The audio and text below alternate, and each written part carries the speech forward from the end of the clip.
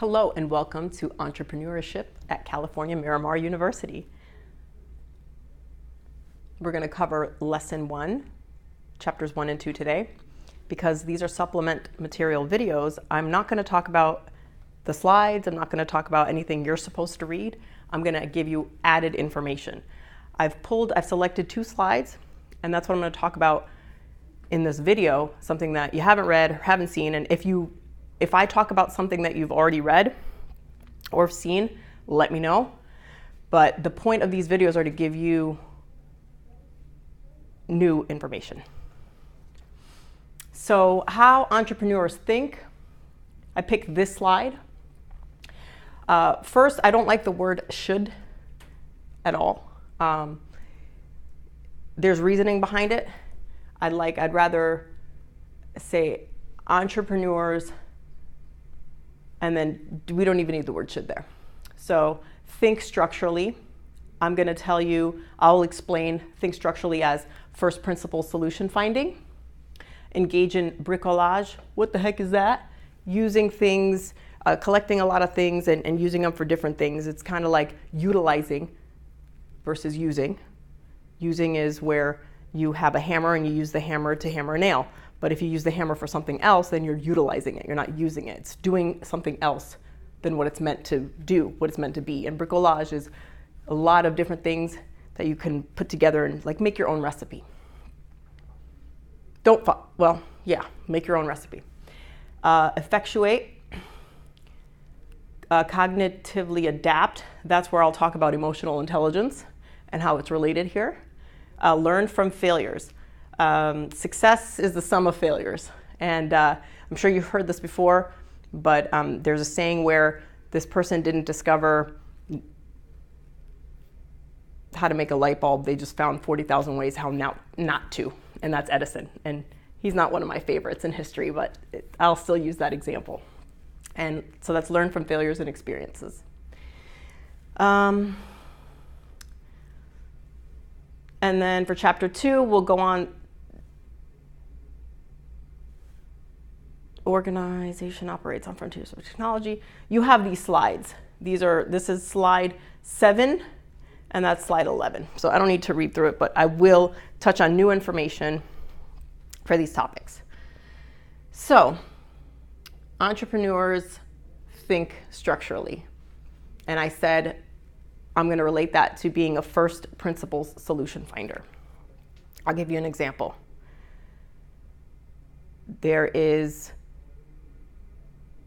I want to open up a school or a preschool or a daycare for little kids.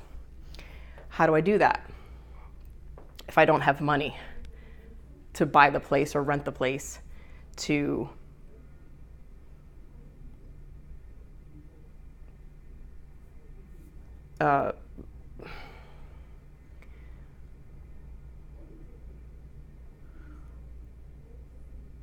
let's start with, I researched buying the place. It was going to cost me $2 million to acquire a property and I'll just give you the first principle solution finding of acquiring the property, because we'd be here for a long time if I gave you more. So me being the owner or controller of that property would give me the absolute okay to run a daycare out of it, without having to get extra permission from the landlord, without having to do extra paperwork of how to, let me use somebody else's property for this business. So the way that I resolved this from a first principles is I erased everything and I started building from scratch. What can I do? First principles is kind of like forgetting what society says. Like one thing is I have no money, and 2 things, you just can't do it here. It's not zoned here or whatever. And just scratched everything. And I said, well, let's find how I can. How can I? I looked and started reading up on the law.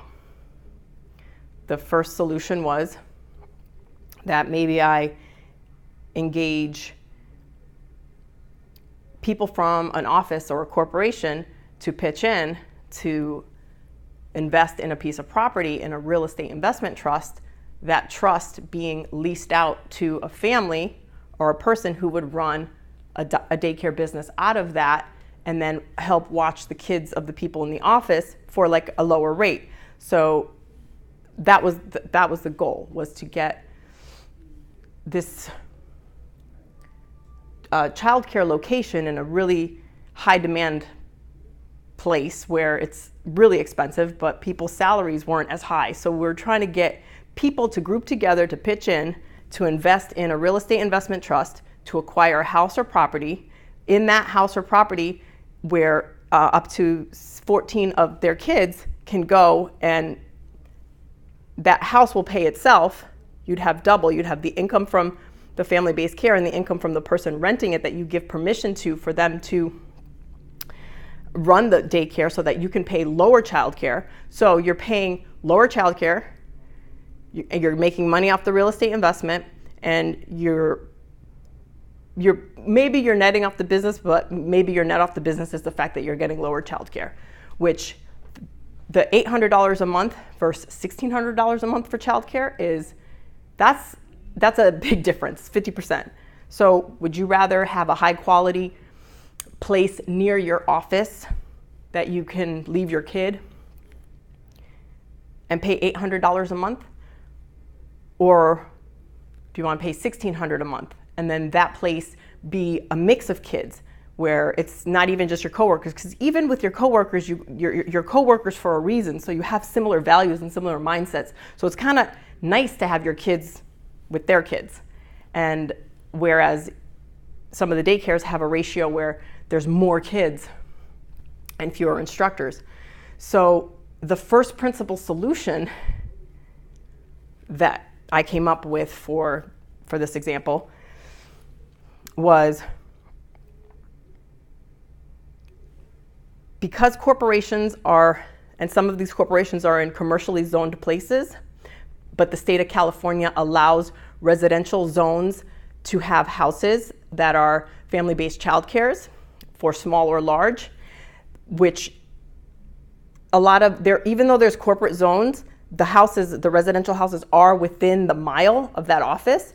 So you would have your kid within a mile and with your coworkers' kids at a lower rate and be getting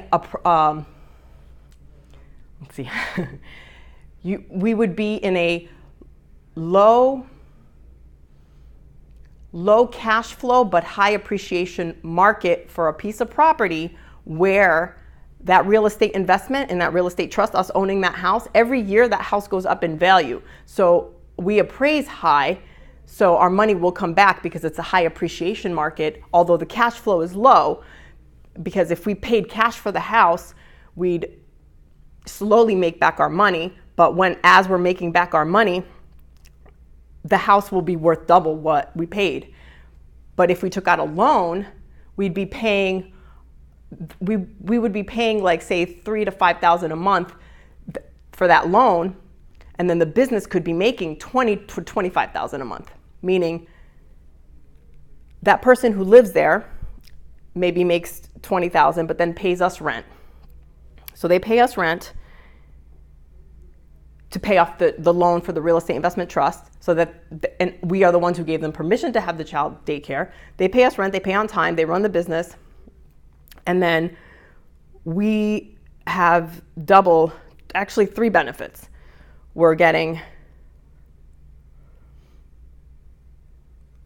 the appreciation from the trust. We're getting tenants that occupy that are good tenants, because they're people who we're vetting are going to run this business, are going to have a stake in the property and want to be there and run the business. And we're already giving them customers. We're already giving them kids. So it's like that's like a win-win right there. We're already filling up the house. And then three, how else are we benefiting? Oh, and we're benefiting because we're paying a lower rate than the $16,000 to $2,000 a month in that area.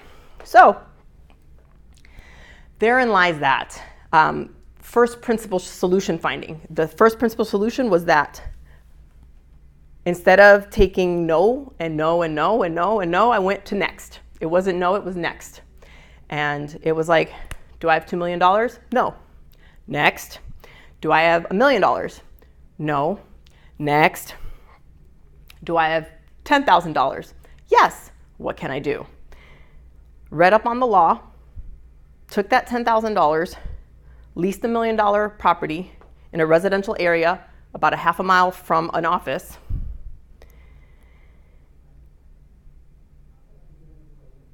It was running me about $5,000 a month. I got the license from the state of California to have 6 kids. And then if I wanted to have more, I would need permission from the landlord. But based on the state of California and the laws, the landlord is not allowed to not permit you to have a family-based daycare if it's small. But if you are going to have more, then you do need the landlord's permission or the owner's. But I didn't need HOA or the lawyer's permission. So that's what I tested out. And it was up and running. And I mean, that's how I solved for that. In the meantime, a rocket company was doing the same thing up in LA. So that's think structurally, first principle solution. Bricolage, I think I already kind of explained. Effectuate. I need a...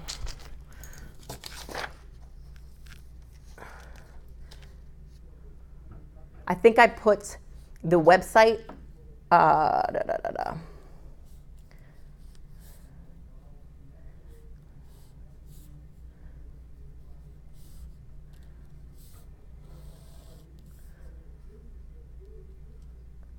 well,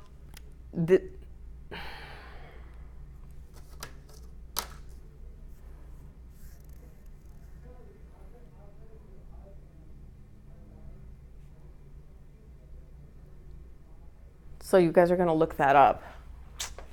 Let me look it up real quick. I need a refresher.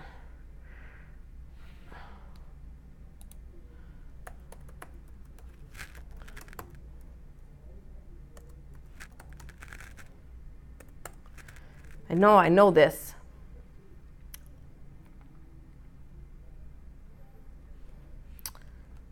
I think I put the website, I think this is the website that I put up for you guys in the classroom. Excuse me. Is it? No. Yes, it is. Society for Effectual Action. Yes, this is. This is the website. And I know there was one thing I wanted to show you guys on here to just call your attention to it.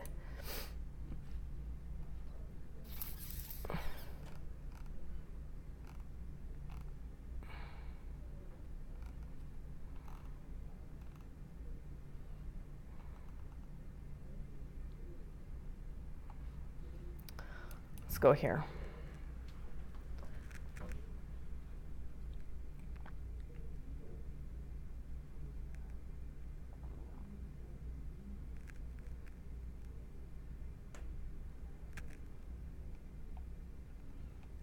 Okay, now I remember what I kind of wanted to share with you guys. Sorry about that. The effectuation process.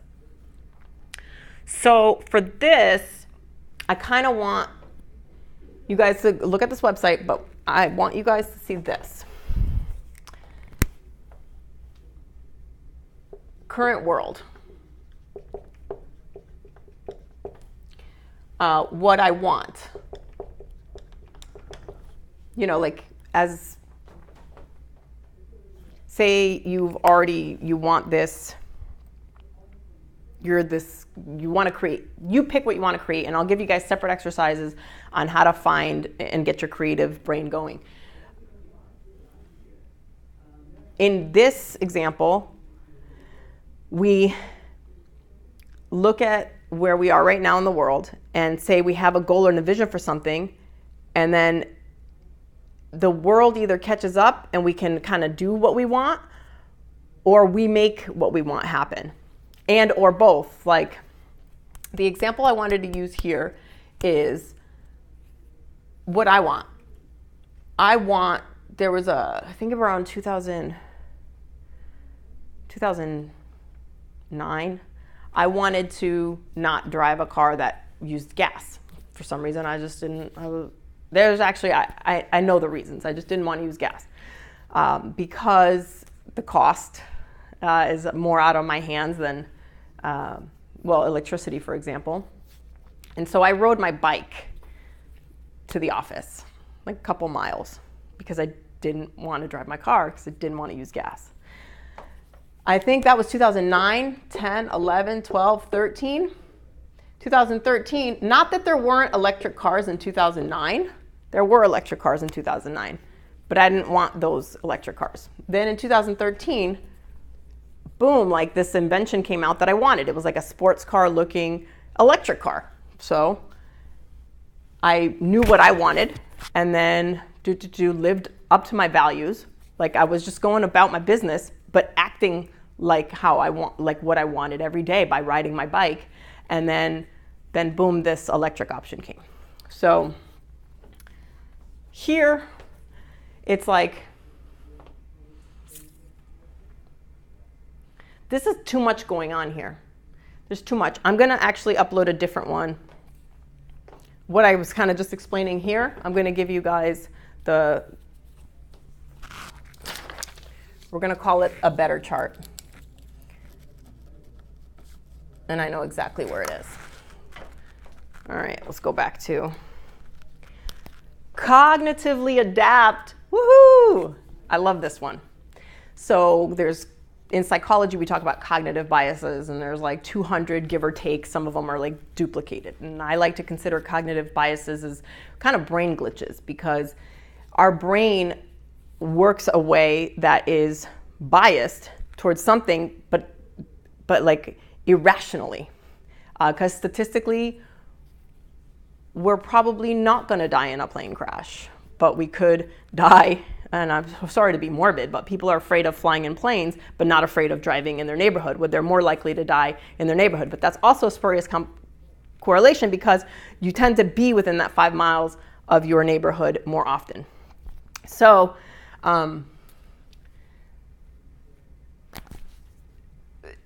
knowing the cognitive biases, and it takes a long time to go through these, and I suggest going through them slowly, once a week, once a month, one here, one there.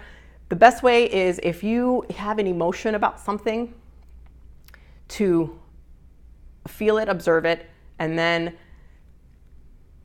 we have the internet at our fingertips. See if you could relate which cognitive bias might have caused you to have that. My favorite one is related to road rage. So it's called fundamental attribution error. So our brain, when we're driving, that's the example I'm going to give, somebody does something bad on the road, we'll fundamentally attribute that person as a character flaw, say that they're just a bad driver, instead of, oh, that person's in a rush because maybe their wife is in the hospital having a baby. We fundamentally attribute them as a bad driver instead of the situation. But then when it's us, like, oh, I'm having a baby, so I'm speeding and being bad on the, then I would say my situation is because of the situation I'm driving like this, not because of a fundamental character flaw. So that's just like something that we do as humans, and that's a way our ego kind of comes in. And ego it's talked about in psychology, it's talked about in presence and self-awareness exercises, and I'm going to talk about it here. Cognitively adapt. That's also like, instead of another example of cognitive is no, next, having the no, okay, next, attitude. That's also cognitively adapting. And then I wanted to tell you guys that this part, guys and gals, is related to emotional intelligence. And I'm not sure if any of you are familiar or have studied emotional intelligence. It's also known as EQ. Here's the money right here. You're born with an IQ. You can't, what we know is we can't really change our IQ.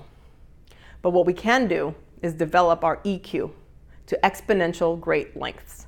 And I will tell you that millionaires and billionaires and entrepreneurs and successful people, sometimes don't all have a high IQ. But there is a relationship between EQ and success. And people with higher EQs have higher salaries. People with higher EQs have more material wealth, more, and maybe even more. I consider wealth as relationships and love, and not just the material stuff. So let me get back on track here. There is hope. I don't even like the word hope. Rewind. Don't hope, don't ever hope. Know that you have the power to practice and develop your emotional intelligence to the point that you can and will be as successful as you want to be when you know you can be and you can achieve it and you can succeed. So I will actually get you guys another EQ. I'll give you like an EQ little summary. It's not required that you buy this book. I'd rather you just, you know what, we're going to actually talk about this in class because this is very important. So I'll put the PDF for a little bit of EQ, it's just little summaries, and then we can talk about them in class. Let me see how long this video is running. Okay. We got 9 minutes. 9 minutes. We'll cover part 2. Okay. Characteristics of an entrepreneurial environment. Okay. Slide 11. I worked at an entertainment company where we did operate on the frontiers of technology. Holy moly. I'm talking multi-billion-dollar revenue every year. And we were on the frontiers of technology. And I can say when I left the company, we were at the point where esports, which is playing video games, was becoming a thing that colleges did as a college sport. And it was integrating technology into education through gaming. And I have mixed feelings about this. I really do. I believe that you have your allotted time sitting in front of a computer and you have your allotted time interacting with humans. And then as we evolve to a society where where there are real esports athletes, I think we're there. I think they're called e-athletes or esports athletes, or I think they're just called athletes. But to me, I grew up where the athlete is the person who physically does a physical challenge of some sort. So now this is like the physical challenge of click, click, and click, and click. Okay, so I have mixed feelings about it. But the organization operated on frontiers of technology and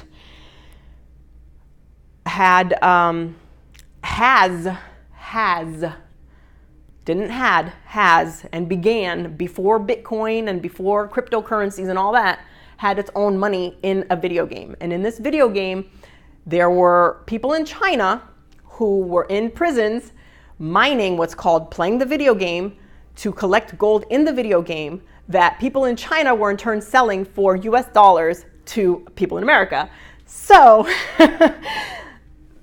if you guys have never heard of Bitcoin or cryptocurrency, Ethereum, Lith, whatever all these are called, I'm sure you've heard of Bitcoin. If you haven't, it's beginning to be regulated. So my take on Bitcoin is no, because regulation began in New York State. So I'm over it. But I see how it works. Similar to how you can have, I can buy a gift card from Amazon and pay money for it and then put that money into my Amazon account.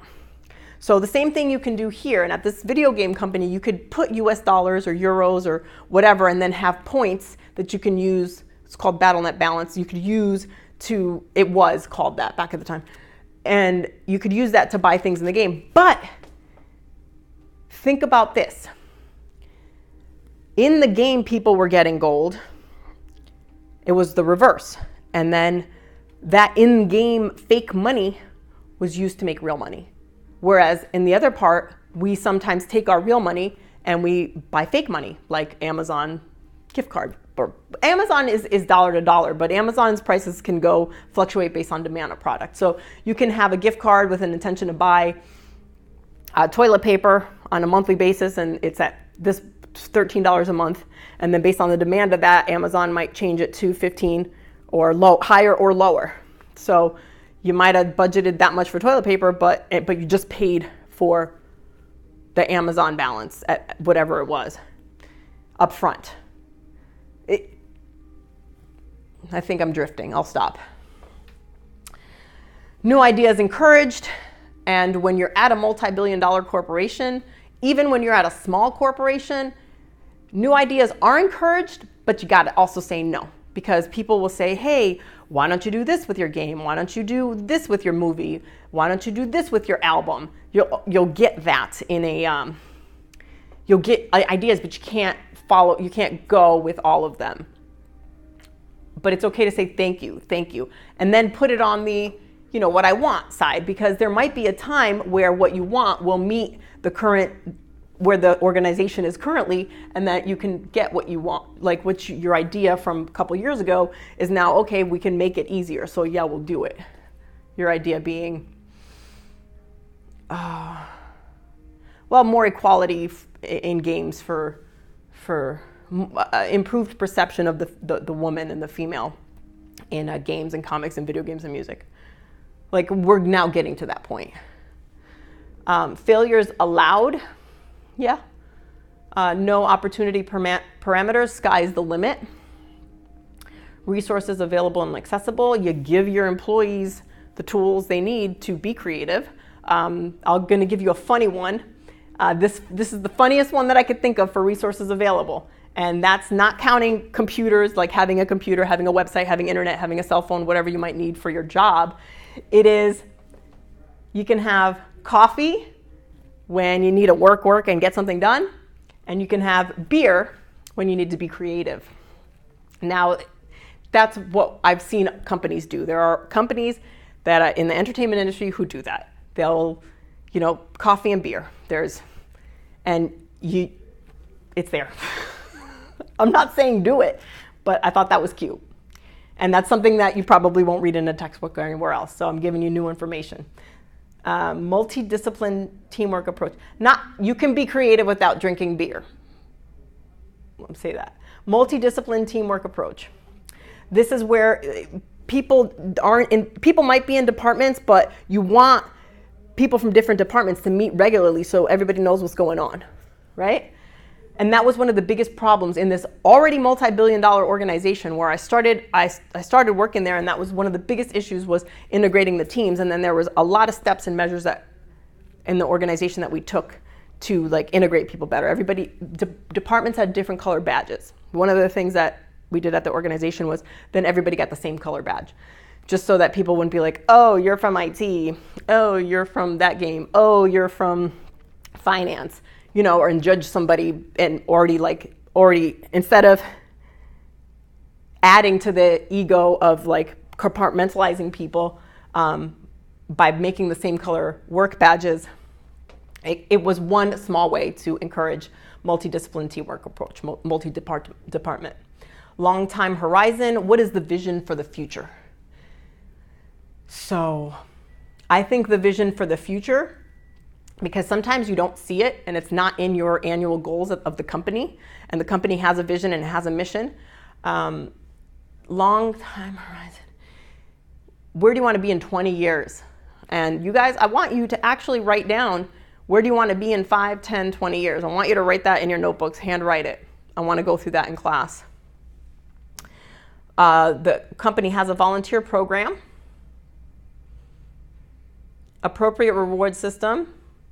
Well, there's volunteers outside the company, and inside the company, there could be people doing little projects, and they need volunteers within the company where people can go. They get permission from their manager if need be, or sometimes they don't, and they can just go and volunteer and help out with other teams, or externally go volunteer at a charity. Appropriate reward system. This is big because sometimes people's salary is really low, and then they have all these other rewards. So if you have a bunch of people who value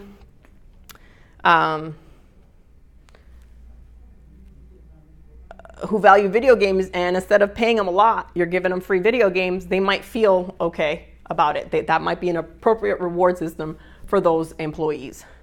They're getting less cash, but more of what they like, which is video games.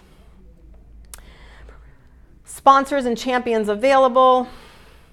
Support of top management. Yes, that's when executives do integrate with everybody. They get feedback. There's surveys that are done, and then there's talks with each department where you talk, where the CEO is like in the room with you, talking to you and taking your feedback. Sponsors and champions available. That's like necessary. So let me give you an example of sponsors.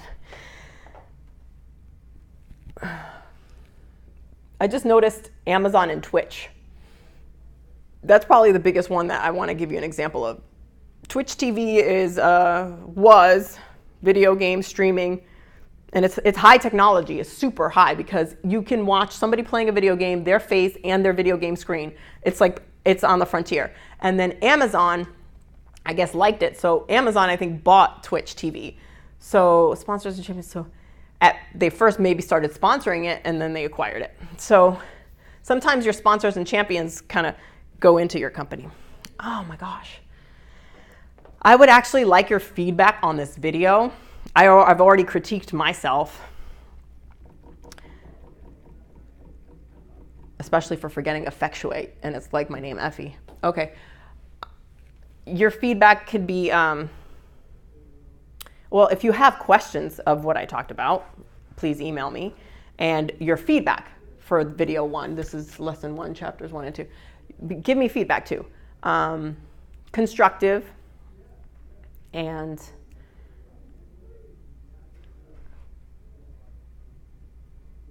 I'm trying to think what else. I want feedback.